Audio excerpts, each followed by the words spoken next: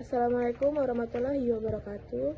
Hai teman-teman semua, perkenalkan nama saya Jenny Oktavitriani dengan NIM 24420140, Prodi Bimbingan Konseling Islam semester 4. Pada kesempatan kali ini saya akan memaparkan materi tentang perkembangan kognitif dan bahasa dalam rangka memenuhi tugas dari Bapak Muhammad Hasan Abdillah, SPSI, MPSI, selaku dosen pengampu mata kuliah Psikologi Pendidikan. Pertama-tama, kenapa sih perkembangan kognitif dan bahasa itu digabung? Karena keduanya itu saling berkaitan dan berkembang bersama. Menurut Jean Piaget, kemampuan berpikir berkembang terlebih dahulu lalu mempengaruhi kemampuan bahasa. Sedangkan menurut Lev Vygotsky berpendapat bahwa bahasa itu justru membantu anak mengembangkan cara berpikirnya. Jadi, kognitif dan bahasa itu tidak bisa dipisahkan karena berpikir mempengaruhi bahasa dan bahasa juga memperkuat proses berpikir. Selanjutnya, saya akan menjelaskan tentang teori perkembangan kognitif menurut Jean Piaget. Jean Piaget adalah seorang psikolog yang berpendapat bahwa anak itu secara aktif membangun pengetahuannya sendiri melalui interaksi dengan lingkungan. Jadi, anak itu bukan hanya menerima informasi, tetapi juga mereka berpikir, mencoba, dan juga menyesuaikan pemahamannya. Jadi dalam teori Piaget ini ada beberapa tahap penting. Yang pertama ada skema. Skema itu adalah struktur atau kategori pengetahuan yang membantu seseorang memahami dan menafsirkan dunia. Skema itu terbentuk dari pengalaman dan akan terus berkembang seiring bertambahnya usia. Contohnya itu seperti seorang anak yang memiliki skema bahwa buah itu rasanya manis. Ketika ia pertama kali makan apel yang manis, informasi itu masuk ke dalam skema yang sudah ada tentang buah. Yang kedua ada asimilasi. Asimilasi adalah proses memasukkan informasi baru ke dalam skema yang telah dimiliki tanpa mengubah skema tersebut. Contohnya itu seperti seorang anak yang sudah mengenal kucing sebagai hewan berkaki 4 dan berbulu. Ketika melihat kelinci pertama kali, ia akan menyebutnya juga kucing karena memiliki ciri-ciri yang mirip, dan ia juga menggunakan skema lama untuk memahami pengalaman baru. Yang ketiga, ada akomodasi. Akomodasi itu adalah proses mengubah atau menyelesaikan skema yang telah dimiliki karena adanya informasi baru yang tidak sesuai dengan pemahaman sebelumnya. Contohnya tuh setelah diberitahu bahwa kucing itu berbeda dengan kelinci. Misalnya kalau kelinci kan telinganya panjang dan tidak mengeong. Anak mulai membuat skema baru tentang kelinci. Disinilah terjadinya penyesuaian pola pikir. Yang keempat ada equilibrium atau keseimbangan. Equilibrium adalah keadaan seimbang antara asimilasi dan akomodasi. Ketika seseorang mampu memahami pengalaman baru tanpa merasa bingung, berarti ia berada dalam keadaan yang seimbang. Jadi, jika terjadi kebingungan karena informasi baru tidak sesuai dengan pemahaman lama, maka akan terjadi ketidakseimbangan atau disebut juga disequilibrium yang mendorong seseorang untuk belajar sampai mencapai keseimbangan kembali. Contohnya itu seperti seorang siswa yang berpikir semua bangun datar itu memiliki 4 sisi. Ketika ia mulai belajar tentang segitiga, ia merasa bingung. Setelah memahami bahwa bangun datar itu tidak selalu memiliki 4 sisi yang sama, maka ia akan menyesuaikan pemahamannya. Setelah itu, ia akan kembali merasa paham. Maka inilah yang disebutkan dengan kondisi equilibrium. Jadi, perkembangan kognitif itu terjadi melalui proses aktif dalam membangun pengetahuan. Anak mulai belajar dengan cara menyesuaikan pengalaman baru dengan pemahaman yang sudah dimiliki melalui proses asimilasi, akomodasi, dan juga proses equilibrium atau keseimbangan. Selanjutnya ada tahap-tahap perkembangan kognitif menurut Jean Piaget. Menurut Jean Piaget, perkembangan kognitif anak itu berjalan bertahap. Setiap tahap akan menunjukkan cara berpikir yang berbeda, dan kita bisa mengukurnya dengan bagaimana anak itu memahami dan menyelesaikan masalahnya.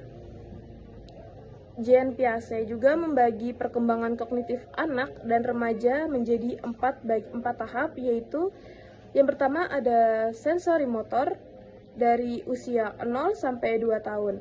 Di tahap ini itu anak belajar lewat melihat, menyentuh, dan bergerak.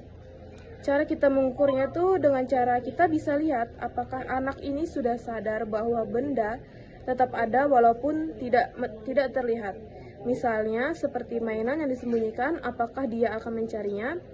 Kalau iya, berarti kemampuan berpikirnya itu sudah berkembang. Kita juga lihat apakah tindakannya itu sudah punya tujuan atau sekedar refleks saja. Yang kedua ada praoperasional dari usia 2 sampai 7 tahun. Anak itu sudah bisa berbicara dan menggunakan simbol, tapi cara berpikirnya itu masih sederhana dan sering fokus pada satu hal saja.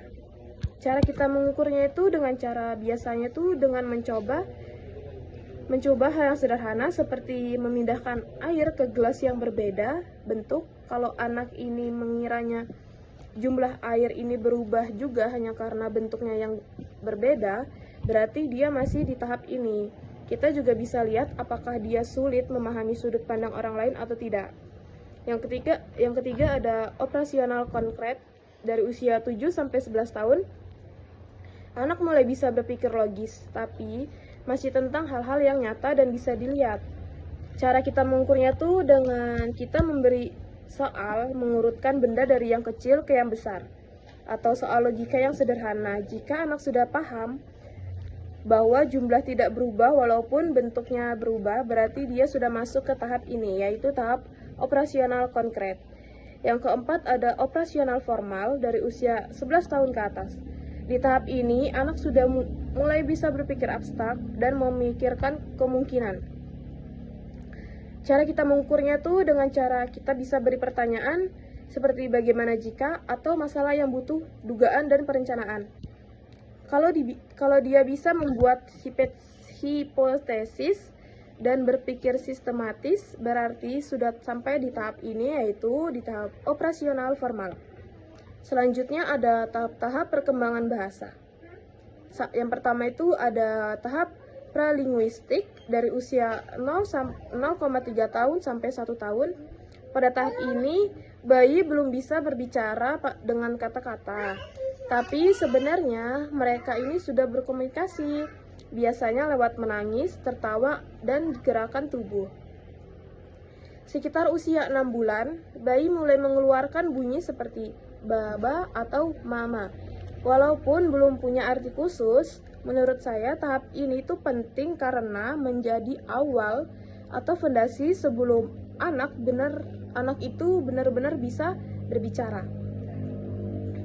Yang kedua tuh ada tahap halofrestik atau satu kata dari usia 1